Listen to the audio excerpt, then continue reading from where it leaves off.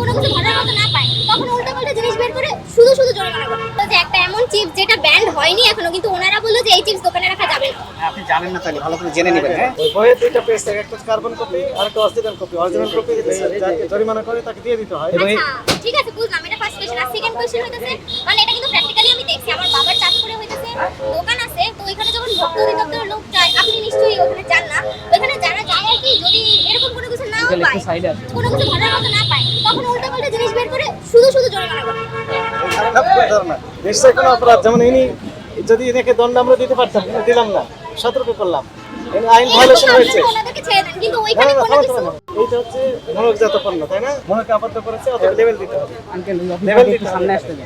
এখানে লেভেল এটি তৈরি করা প্রস্তুতকারক প্রতিষ্ঠানের নাম, ঠিকানা, উৎপাদন, মেয়াদ, এই দুইটা দিতে হবে। এদিকে আসেন না, উপাদান বারবার দিতে হবে, ডিস্টার্ব করতেছেন। ওজন দিতে হবে, এমআরপি কত সেটা দিতে হবে। এই তথ্যগুলো না দিলে এটি অপরাধ।